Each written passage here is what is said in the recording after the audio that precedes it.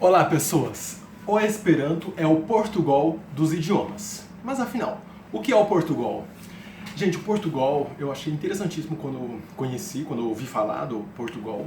É uma linguagem de programação criada exclusivamente para ensinar pessoas que querem aprender programação de computadores a fazer programação, tá? É isso.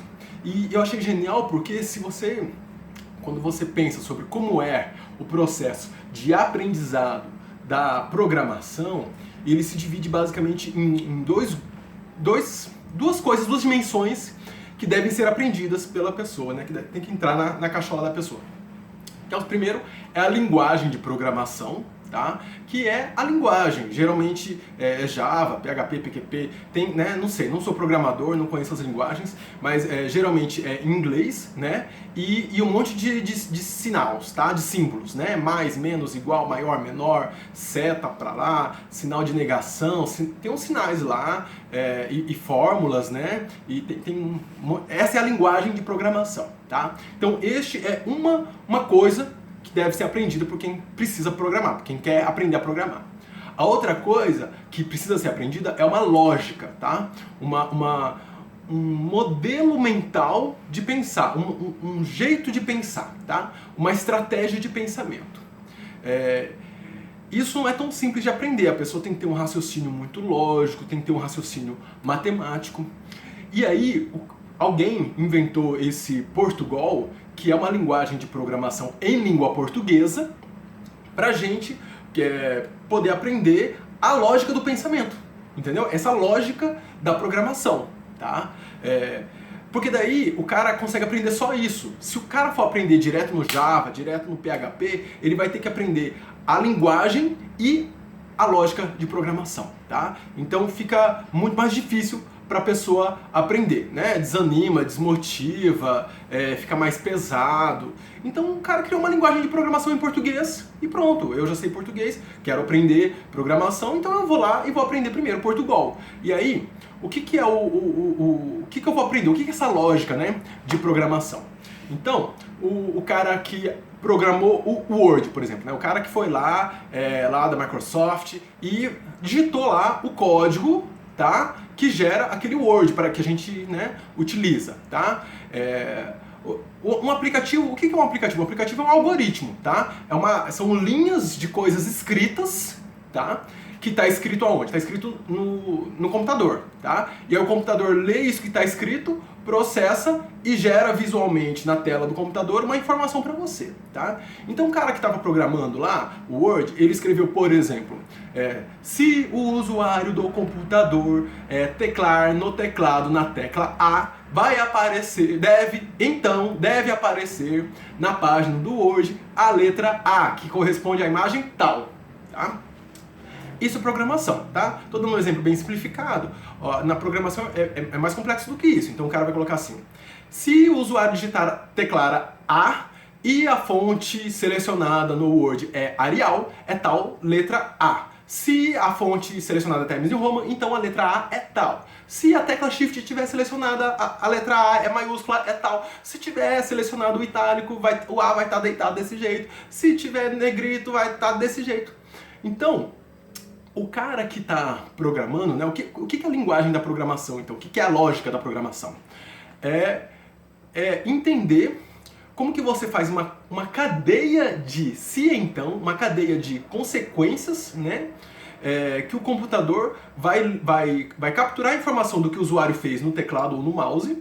A partir dessa informação do que o usuário fez, o computador vai ler o que está escrito no código, né, naquele algoritmo, e vai apresentar na tela alguma coisa diferente, tá?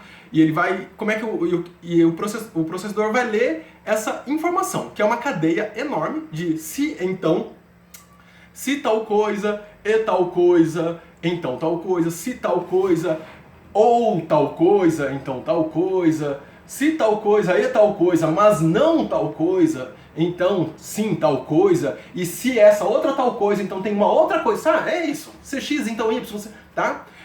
Se tiver selecionado o vermelho, então a letra vai ter que estar da cor vermelha, sabe? É isso. É um monte de código de se então e várias outras fórmulas que existem além dessa fórmula, né?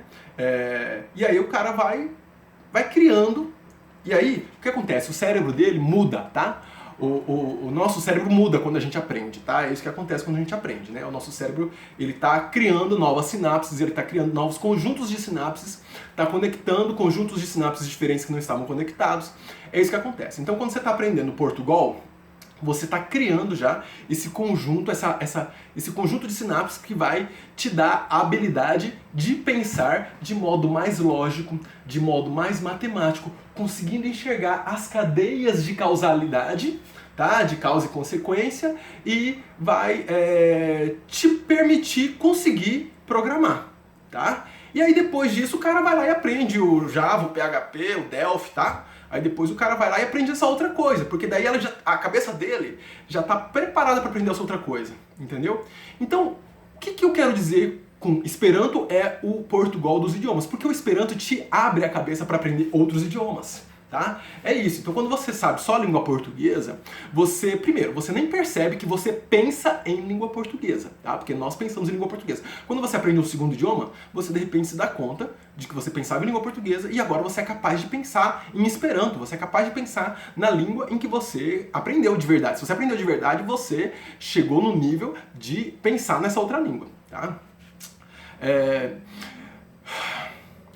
Então, veja só, essa experiência, tá, de pensar em outra língua é fenomenal, é transformador. E aí, de repente, o Esperanto, ele te faz perceber isso, ele muda o seu cérebro, ele faz com que o seu cérebro faça novas sinapses, novas ligações, novas conexões, novos conjuntos sinápticos, e aí ele cria uma habilidade nova dentro da sua cabeça, tá? Ele cria a facilidade no aprendizado de outros idiomas. Então, eu aprendi Esperanto, eu tinha de 11 para 12 anos de idade e foi fenomenal. Com poucos meses eu já sabia o básico do Esperanto, tive a oportunidade de ouvir pessoas falando Esperanto, de me comunicar em Esperanto, e essa experiência, de repente eu me vi tendo facilidade para aprender espanhol, de repente eu me vi tendo facilidade para aprender inglês, e é muito interessante como isso é como se tivessem me dado um remédio, uma coisa de louco, assim, do nada te dá um estalo e de repente você tá com a cabeça mais aberta para aprender outros idiomas, tá? Nossa, então é isso, tá? Você de repente é mais inteligente para aprender idiomas, tá? É uma coisa muito engraçada. E isso pode acontecer com você. Então, gente, você quer aprender outras línguas? Você quer ser bilíngue, ou você quer ser trilíngue, ou você quer ser poliglota? Aprenda Esperanto primeiro, tá? Aproveita para abre essa cabeça para absorver outros idiomas. Porque daí depois você vai conseguir mais fácil, tá? É mais rápido. E Esperanto você aprende em poucos meses, então você rapidamente vai ter já essa habilidade, tá? Não é algo que é demorado, né?